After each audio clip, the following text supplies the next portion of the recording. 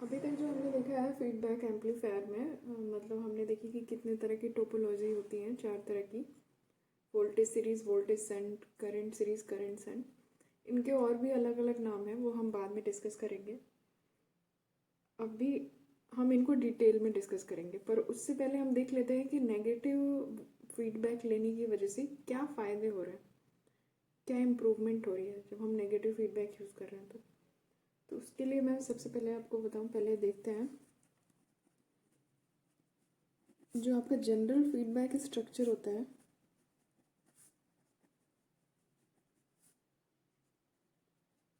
ऐसा लिख लेती हूँ मैं। उसमें क्या होता है, यहाँ पे एक सोर्स है,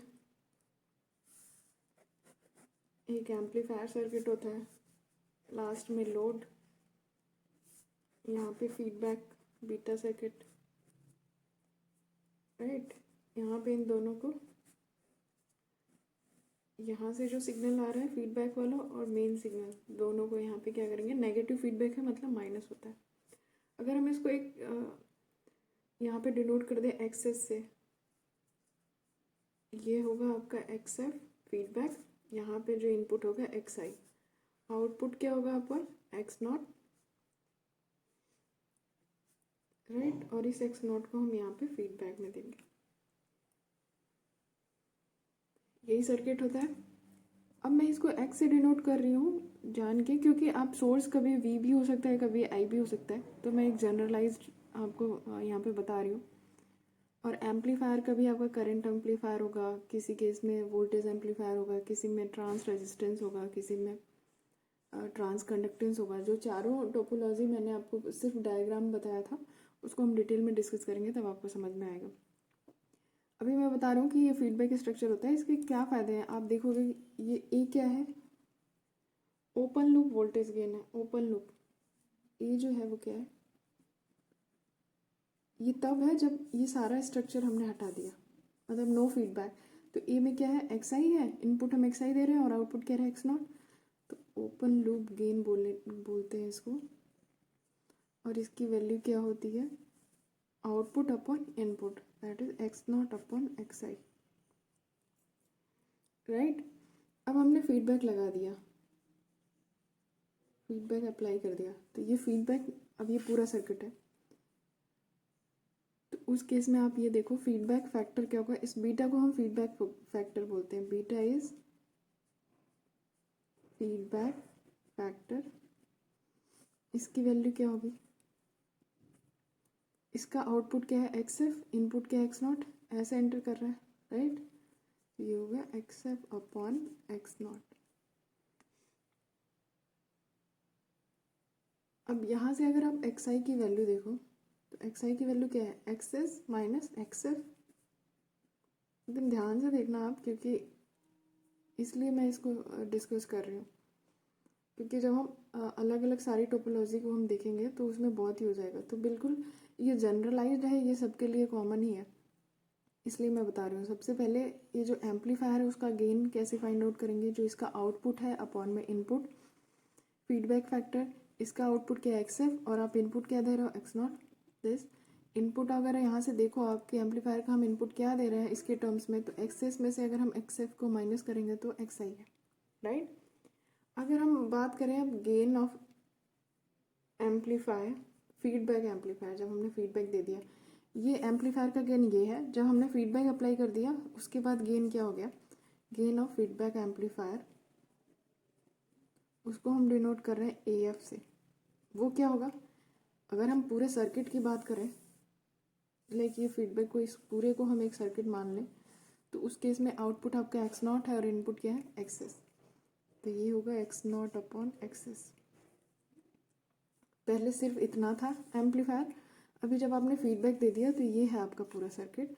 इसका आउटपुट एक्स नॉट आ रहा है और इनपुट क्या आपने दिया है एक्स एस, ठीक है। अब हम इसको देखते हैं कि ए एफ की वैल्यू क्या आएगी। अब मैं आपको दिखा रही हूँ कि जब हम नेगेटिव फीडबैक जब हम दे रहे हैं तो उस टाइम पे हमारी जो एम्पलीफायर की गेन क्या आएगी। तो अगर आप देखो कैसे फाइंड आउट करेंगे, ए एफ की वैल्यू क्या होगी, एक्स नॉट अपॉन एक्सेस की वैल्यू अब क्या होगी, यहाँ से आप देखो एक्सेस क्या होगा, एक्स आई प्लस एक्स एफ, राइट।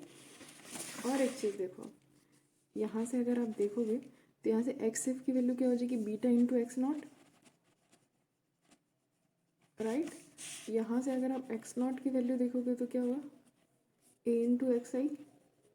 इन सब वैल्यू को हम यहाँ रख देते हैं, तो एक्स नॉट को हम लिख सकते हैं ए इंटू एक्स आई। एक्स आई को एज इट इज़ रखेंगे, एक्स एफ को हम क्या लिखेंगे, बीटा इंटू एक्स नॉट,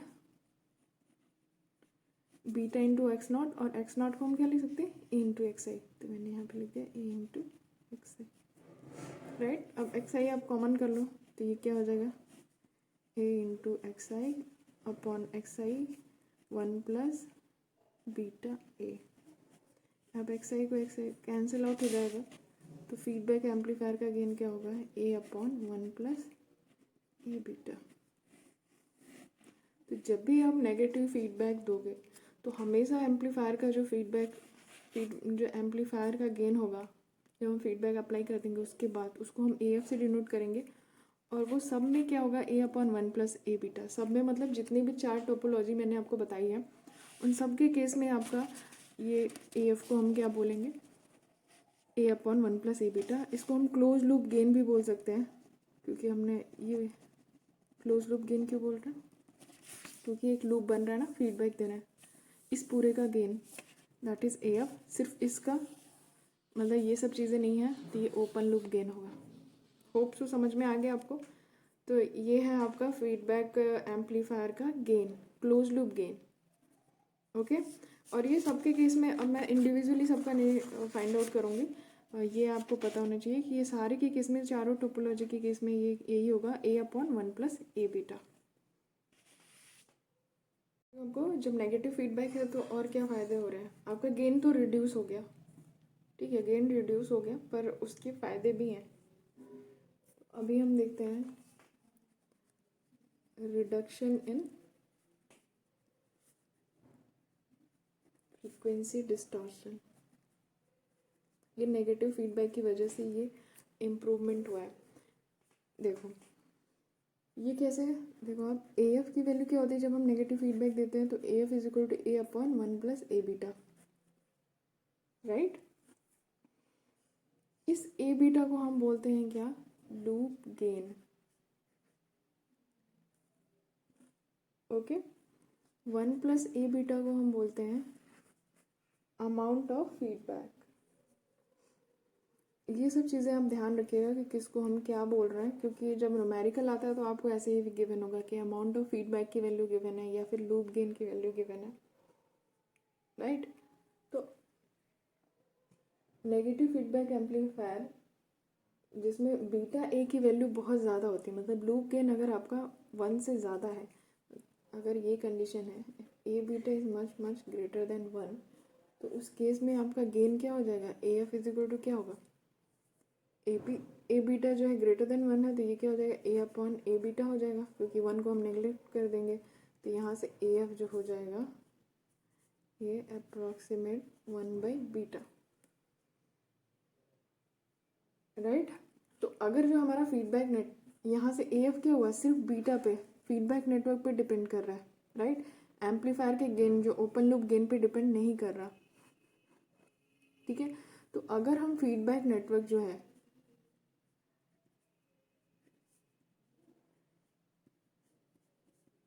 अगर हम उसको रजिस्टिव ले लें, मैंने आपको बताया कि फीडबैक नेटवर्क क्या होता है, एक 2 पोर्ट नेटवर्क होता है जो इसमें आर एल और सी तीनों हो सकते हैं, इनमें से कोई एक भी हो सकता है, 2 भी हो सकते हैं। तो कह रहे हैं कि अगर हम फीडबैक नेटवर्क को हम रजिस्टिव ले लें, सिर्फ रजिस्टेंस हो उसमें, ठीक है, अगर सिर्फ रेजिस्टेंस हो तो जो एम्पलीफायर का गेन होगा वो फ्रीक्वेंसी पे डिपेंड नहीं करेगा।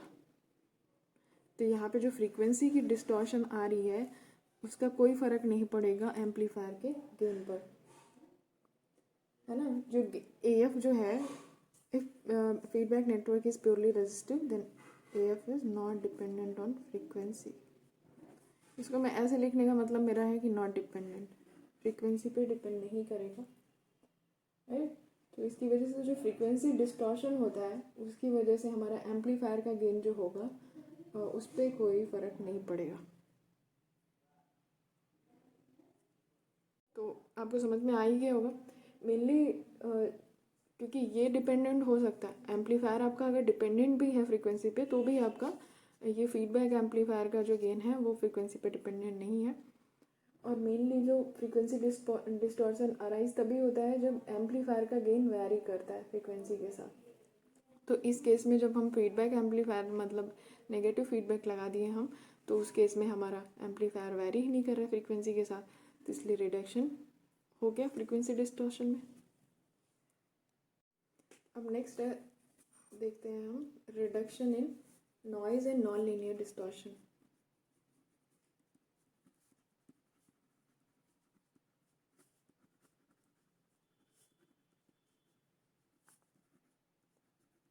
इसमें क्या है, देखो आप कोई भी सिग्नल जो होता है वो होल्ड, उसमें नॉइज़ भी होता है। सिग्नल जब आप कोई भी सिग्नल आप सेंड करते हो तो उसमें सिग्नल के साथ साथ नॉइज़ भी होता है जब वो चैनल के थ्रू पास कर रहा है तो, राइट।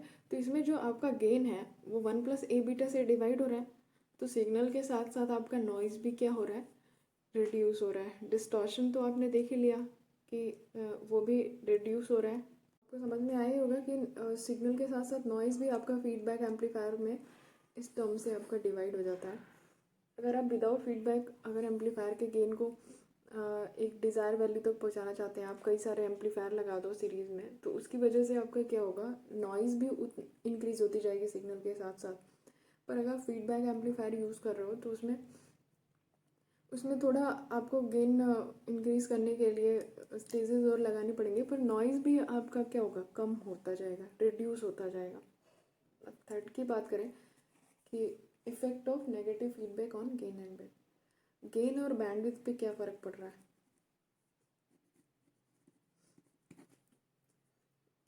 तो सेम अप्रॉक्सीमेशन हम यहाँ पे भी यूज़ करेंगे। AF को अप्रॉक्स 1/बीटा ले रहे हैं हम, रेजिस्टिव मतलब हम लेके चल रहे हैं कि बीटा ए क्या है आपका मच ग्रेटर देन 1 है। तो अगर आप इसको देखो, जब हमारा एम्पलीफायर का अगर हम गेन को प्लॉट करते हैं, ये बैंडविड्थ है मतलब फ्रीक्वेंसी ले लेते हैं, तो आपका एम्पलीफायर का गेन कुछ ऐसे आता है। लो फ्रीक्वेंसी पे भी कुछ मतलब कैपेसिटेंस की वजह से आपका गेन क्या होता है, कम होता है। मिड फ्रीक्वेंसी पे कांस्टेंट होता है, और हाई फ्रीक्वेंसी पे जाके फिर से ये रिड्यूस हो जाता है गेन, राइट। तो अगर हम ये वाला है आपका विदाउट फीडबैक, उस केस में आपका ये एम्पलीफायर का गेन होता है, राइट। अगर इसकी हम 3 dB फ्रीक्वेंसी की बात करें, ये आपका एम्पलीट्यूड अगर A0 है, तो जहाँ पे एम्पलीट्यूड आपका A0/√2 होगा जिस फ्रीक्वेंसी पे, दैट इज़ 3 dB फ्रीक्वेंसी, ठीक है। ये बैंडविड्थ हो गया, ये बैंडविड्थ है आपका जब आपने कोई फीडबैक यूज़ नहीं किया एम्पलीफायर का गेन। अगर हम कोई फीडबैक यूज़ कर लें फीडबैक एम्पलीफायर में, तो अभी क्या होगा उस केस में, आपका एम्पलीफायर का गेन कुछ ऐसा आता है,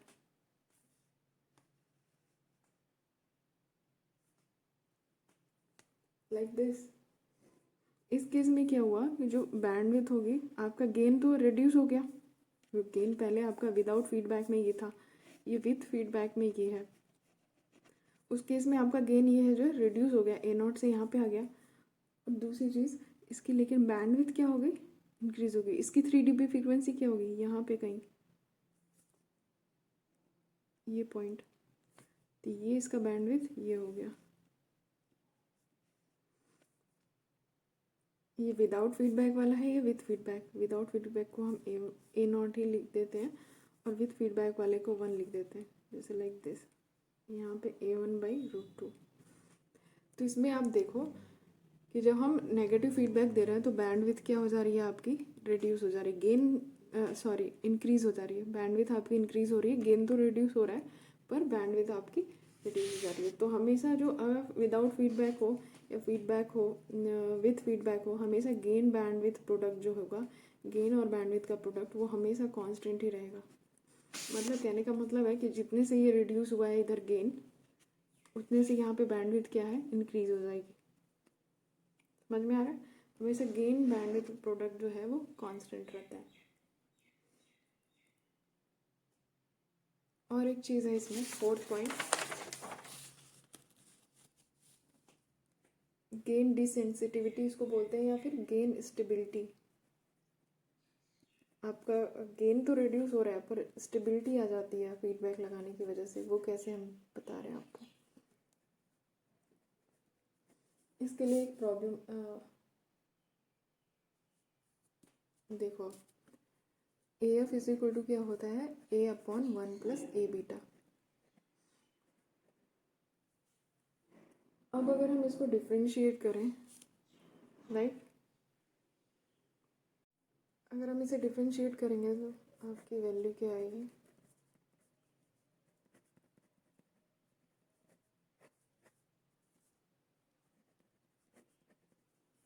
ठीक है।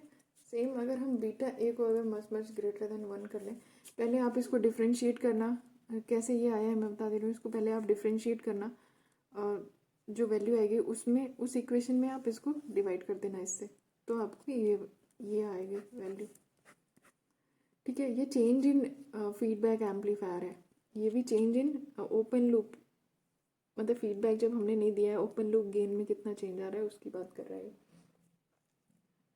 तो अगर आप देखो, अगर हम बीटा ए को मच ग्रेटर देन 1 ले रहे हैं, तो ये D A F upon A F की वैल्यू क्या हो जाएगी, 1 बाई बीटा ए, राइट। इसका मतलब क्या हुआ कि जो मैग्नीट्यूड है, रिलेटिव चेंज इन गेन है ना, relative change in gain D A F upon A F, वो क्या हो रहा है, रिड्यूस्ड हो जा रहा है ना, reduce by factor of beta A compare to that without feedback. तो इसका स्टेटमेंट आप चाहो तो लिख लो, दिस शोज दैट, इसको मैं मतलब आपको समझा रही हूँ कि क्या मतलब है इसका। This shows that the magnitude of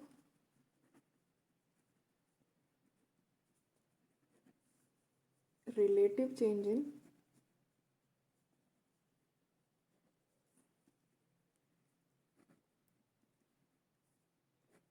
कौन से गेन में चेंज, रिलेटिव चेंज है फीडबैक वाले, is reduced by the factor of beta ए। किस फैक्टर से रिड्यूस हो रहा है, बीटा ए से डिवाइड किया है ना, compare to that without feedback, d upon a. इसको समझने के लिए मैं आपको एक क्वेश्चन से समझाती हूँ कि क्या मतलब है इसका। एक एम्पलीफायर आपको गिवन है, एक एम्पलीफायर गिवन है जिसका गेन दे रखा है आपको -1000, ठीक है, और फीडबैक फैक्टर दे रखा है आपको -0.1, ओके। कह रहा है कि जो ये गेन है, चेंज ऑफ 20% चेंज कर जा रहा है ड्यू टू टेम्परेचर की वजह से गेन में चेंज आ रहा है। तो कह रहा है calculate the change in the gain of the feedback amplifier. तो कह रहा है कि जब हम फीडबैक एम्पलीफायर यूज़ करेंगे उस टाइम पे उसके गेन में क्या चेंज आएगा, पूछ रहे हैं calculate the change in gain of feedback amplifier. तो ये क्वेश्चन आपको समझ में आया, कोई एम्पलीफायर है उसका गेन ये दे रखा है, फीडबैक ऐसे समझो, गेन ये गिवन है और टेम्परेचर की वजह से इसमें चेंज इतना आ जा रहा है 20% का। तो ये बोल रहे हैं कि एक फीडबैक नेटवर्क हमने यूज़ किया, और जब हम फीडबैक नेटवर्क कर रहे हैं तो उसका कुछ गेन होगा, वो गेन कितना चेंज हो जाएगा, सेम टेम्परेचर की वजह से। ये तो 20% चेंज हो गया, लेकिन ए एफ पे क्या फ़र्क पड़ेगा, तो उसको कैसे निकालेंगे, सेम ये चेंज की बात हो रही है कि कितना चेंज आ रहा है फीडबैक में। तो ये आपके पूछ रहा है DAF अपॉन AF, इसकी वैल्यू पूछ रहा है। तो क्या होता है फॉर्मूला, 1 प्लस बीटा ए, चेंज कितना हो रहा है ए में, है ना। अब आप देखो बीटा ए की वैल्यू क्या होगी, बीटा ए को मल्टीप्लाई करो, ये 100 हो जा रहा है जो कि ग्रेटर देन 1 है, ग्रेटर देन 1 है तो क्या हो जाएगा ये, इसकी वैल्यू होगी DAF upon AF is equal to 1 by beta a DA upon a. अब वैल्यू रख देते हैं, आपको इसकी वैल्यू फाइंड आउट करनी है कि कितना चेंज हो रहा है। तो ये होगा DAF upon AF is equal to क्या होगा, 1 बाई में बीटा ए, बीटा की वैल्यू क्या है -0.1 इंटू ए की वैल्यू है 1000, रख दिया। और इसकी वैल्यू क्या है, चेंज कितना हो रहा है, दैट इज 20%। तो आप चाहो तो यहीं पे मल्टीप्लाई कर दो। 20% को हम कैसे लिखेंगे, 20/100। अब आप इसको कैलकुलेट करो, देखो वैल्यू क्या आएगी। तो वैल्यू आएगी 0.002। इसको हम क्या लिख सकते हैं, 0.2%। अगर परसेंटेज में लिखें तो 100 से आप मल्टीप्लाई कर दो, दैट इज़ 0.2%। देख रहे हो आप, सेम टेम्परेचर की वजह से ये एम्पलीफायर का गेन कितना चेंज हो गया, जो ओपन लूप गेन का change, open loop gain amplifier का ओपन लूप गेन है वो 20% चेंज हो रहा है। सेम टेम्परेचर की वजह से जो क्लोज लूप गेन है वो कितना चेंज हो रहा है, 0.2% बस चेंज हो रहा है। तो स्टेबिलिटी है ना, अगर हम फीडबैक यूज़ करेंगे तो गेन स्टेबल है, ज़्यादा चेंजेस नहीं हो रहे हैं, दिख रहा है आपको। क्योंकि मान लीजिए ये अगर ये 100 हो तो उस पर 20% चेंज होने का मतलब कि ये 120 हो गया। और अगर ये 100 है, इस पर 2% चेंज होने का मतलब क्या हुआ, 102 हो गया। तो 100 से 102, 100 से 120, ये ज़्यादा स्टेबल है। तो इसलिए बोलते हैं कि अगर हम नेगेटिव फीडबैक यूज़ करते हैं तो गेन जो होता है वो रिड्यूस होता है पर स्टेबल होता है।